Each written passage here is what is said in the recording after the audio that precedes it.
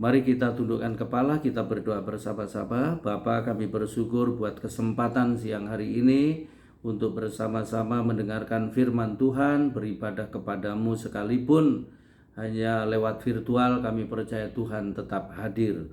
Urapi kami dengan minyak baru supaya kami diberkati siang hari ini.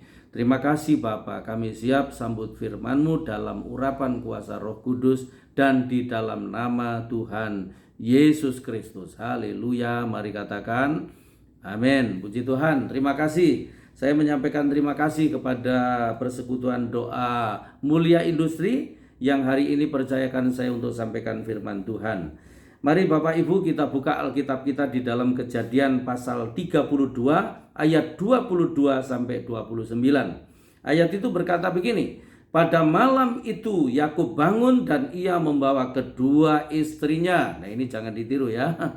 Kedua budaknya perempuan dan ke-11 anaknya dan menyeberang di tempat penyeberangan sungai Yabok. Sesudah ia menyeberangkan mereka, ia menyeberangkan juga segala miliknya. Lalu tinggallah Yakub seorang diri dan seorang laki-laki bergulat dengan dia sampai fajar menyingsing. Ketika orang itu melihat bahwa ia tidak dapat mengalahkannya, ia memukul sendi pangkal paha Yakub sehingga sendi pangkal paha itu terpelecok ketika ia bergulat dengan orang itu.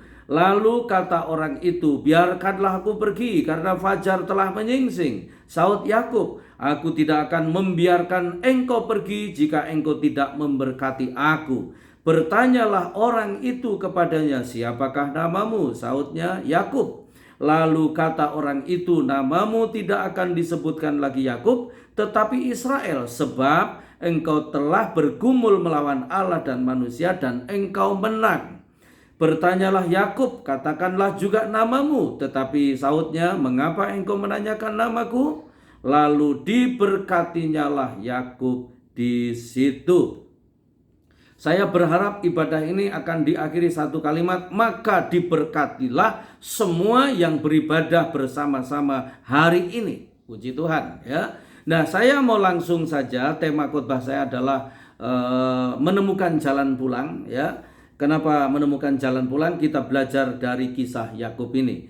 Yakub ini saya mau tarik pelajaran begini bersama kita semua. 4 pelajaran penting di dalam perjalanan Yakub pulang ke rumah itu ya. Nah, perhatikan baik-baik. Yang pertama begini. Ada yang namanya hukum tabur tuai. Jadi satu tabur tuai.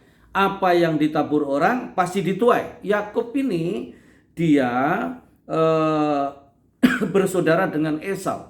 Lalu sekali waktu dia tipu kakaknya dengan semangkuk kacang merah untuk mendapatkan hak kesulungan. Lalu kemudian singkat cerita, Esau marah dan kemudian pengen membunuh Yakub. Lalu mamanya berusaha untuk membuat Yakub supaya kabur dari rumah.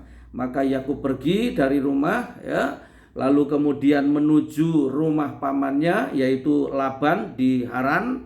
Lalu kemudian sampai di sana dia mulai bekerja dengan dengan Laban maksud saya ya. Lalu belum lama dia kerja sudah jatuh cinta sama anaknya yaitu Rahel. Tapi kemudian ada perjanjian 7 tahun kerja dapat Rahel, tapi ternyata yang dikasih Lea dan seterusnya. Intinya saya mau kasih tahu Yakub itu akhirnya begini ya. Dengan 2 istri, 2 budak, 11 anak, terus tinggal di rumah mertua. Nah, kira-kira enak nggak? Saya rasa banyak tekanan ya. Dan karena tekanan itu maka Yakub memutuskan untuk keluar dari rumah Laban ya. Rumah Laban dan kemudian kabur dia, minggat tinggalkan mertuanya. Nah, di sini tabur tuainya ya. Tabur tuainya begini, perhatikan baik-baik. Sebagaimana Yakub dulu keluar dari rumahnya yaitu minggat, maka keluar dari rumah Laban pun dia minggat. Nah, begitu. Ada hukum begini, sebagaimana kamu keluar begitu juga kamu nanti masuk, lalu begitu juga kamu keluar. Nah, orang yang biasa keluar dari pekerjaan karena persoalan, nanti kerja di tempat baru pun keluar pasti dengan persoalan juga. Makanya Jangan pernah keluar dari pekerjaan kalau cuman karena tekanan, karena persoalan, tapi selesaikan setiap persoalan. Kalau Anda keluar karena keluar baik-baik, kira-kira begitu ya. Sama, orang yang suka pindah gereja karena persoalan, nanti pasti pindah lagi juga karena persoalan ya. Pindah gereja itu enggak berdosa, pindah kerja itu enggak berdosa. Tapi kalau pindah karena ninggalin persoalan, maka itu akan menjadi kebiasaan saudara ya. Pindah itu kalau boleh keadaan baik-baik dan the next level, kira-kira begitu.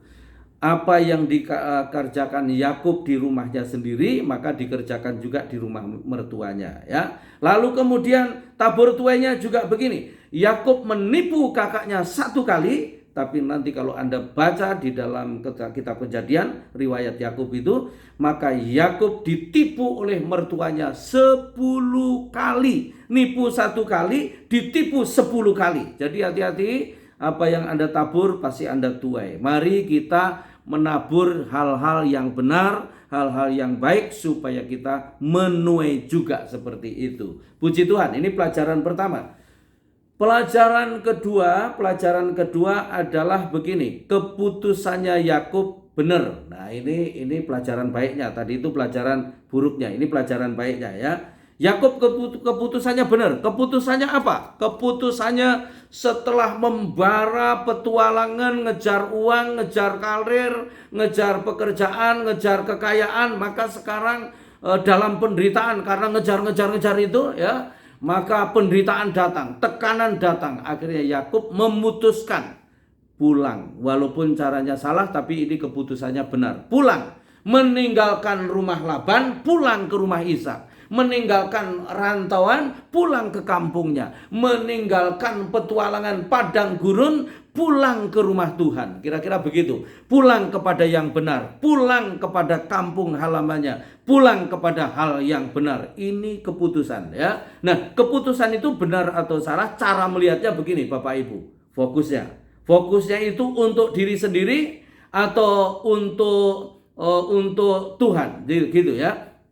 Jadi kalau fokusnya sudah Tuhan, maka itu benar. Nah, kalau sudah fokusnya benar, sebesar apapun tantangannya, jangan pernah mundur, tetaplah maju. Nah, begitu ambil keputusan pulang ya, walaupun caranya minggat, tapi ini keputusan ini benar karena meninggalkan petualangan yang tidak jelas, ngejar kekayaan, dan sekarang kembali kepada kampung halamannya, kampung yang takut akan Tuhan. Kira-kira begitu ya. Ingat pada waktu Abraham nyuruh Eliezer mencarikan istri Ishak, lalu Eliezer nawar begini, seandainya perempuan itu nanti nggak boleh dibawa kemari, terus Ishak yang harus ke sana bagaimana? Oh, jangan sekali-sekali bawa anakku kembali ke sana. Jadi gadis itu harus dibawa ke sini. Ini bicara tentang kembali kepada kebenaran, kembali kepada jalan yang benar, kembali kepada kehendak Tuhan. Kira-kira begitu. Kalau keputusannya sudah benar, tantangannya berat, tetaplah maju. Yakub begitu ya. Yakub begitu memutuskan pulang. Bayangkan sekarang ya, depan sungai Yabok, belakang ternyata mertua ngejar. Jadi rombongan Yakub dikejar rombongan mertua. Ini kalau buat drama bagus ya. Judulnya mertua ngejar mantu. Nah, gitu kira-kira begitu ya.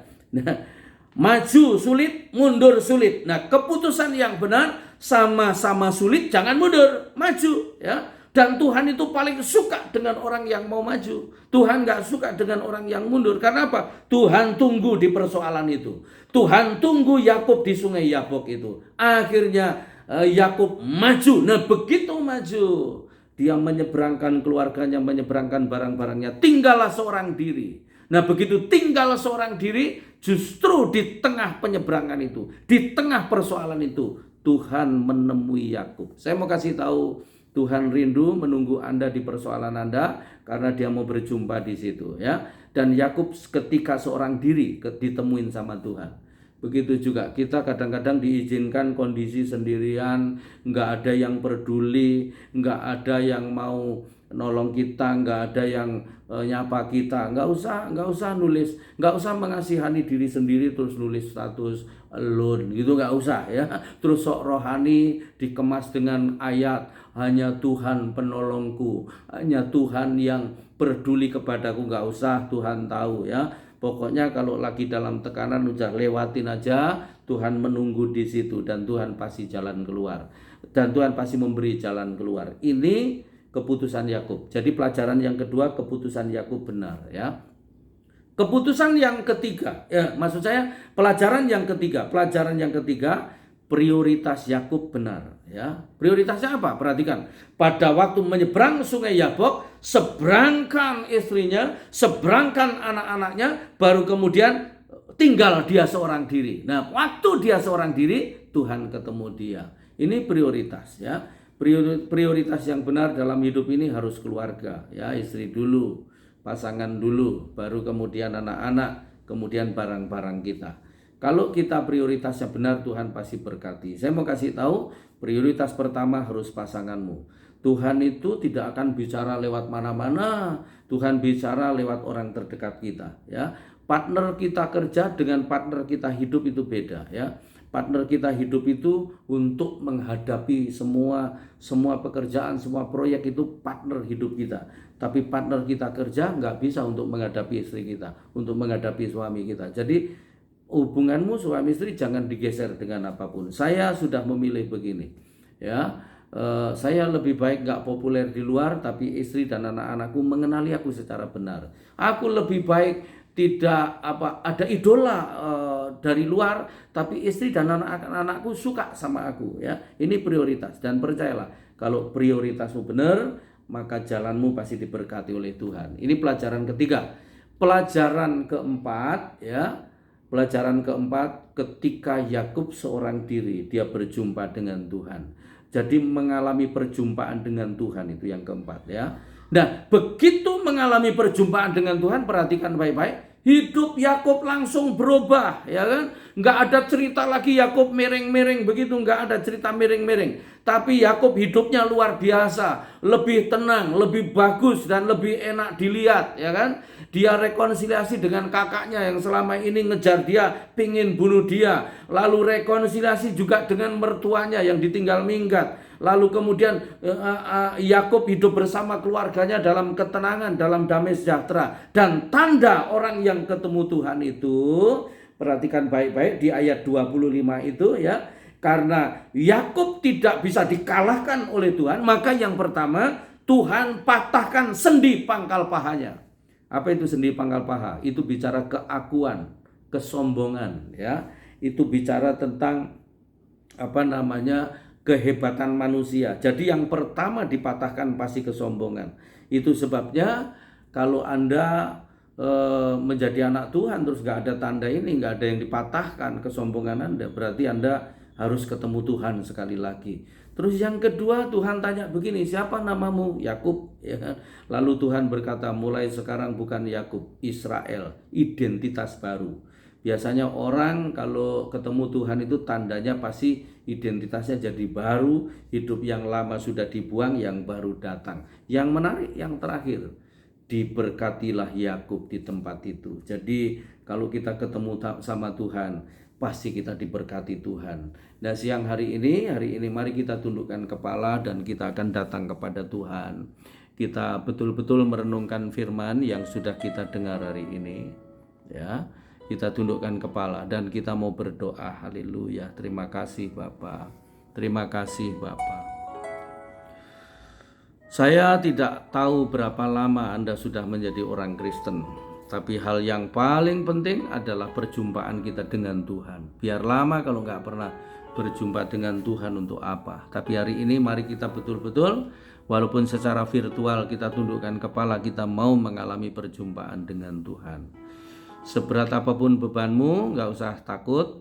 Ketika Anda seorang diri, maka Allah yang pernah menjumpai Yakub akan menjumpai Anda saat ini. Mari kita berdoa. Bapa, kami bersyukur buat firman-Mu hari ini. Meteraikan di hati kami, dan biarlah kami terus taati firman. Kami mengalami perjumpaan dengan Tuhan. Dan biarlah kami menabur yang baik-baik, yang benar, supaya kami juga menuainya. Dan biarlah setiap keputusan kami ambil berdasarkan karena fokusnya Tuhan. Terima kasih Bapa, berkati firman-Mu dalam hidup kami supaya bertumbuh, berbuah lebat. Kami doakan bangsa, negara, pemerintah kami Tuhan pulihkan supaya Indonesia sembuh, Indonesia diberkati, Indonesia berjaya kembali. Nama Tuhan dipermuliakan. Pemerintah kami dari presiden sampai RT dikendalikan Tuhan sepenuhnya.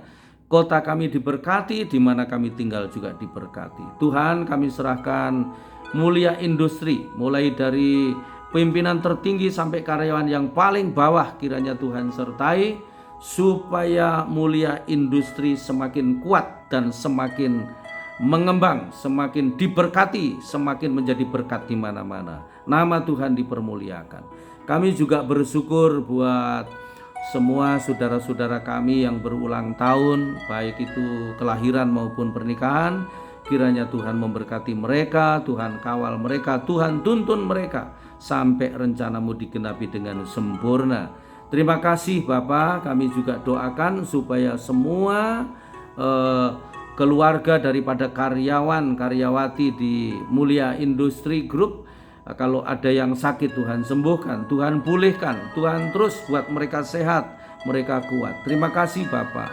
Demikian juga karyawan yang mengalami duka, Tuhan beri penghiburan supaya mereka tetap setia kepada Tuhan. Terima kasih Bapak. Kami serahkan pertemuan ibadah persekutuan doa Mulia Industri Group tanggal 17, kiranya Tuhan bekerja lebih heran, lebih dalam dan lebih diberkati lagi. Bapak Pendeta Henry Hosea, Tuhan siapkan supaya menyampaikan berita yang datang dari Tuhan untuk menghibur, menguatkan dan memberkati semua jemaat-Mu di tempat ini.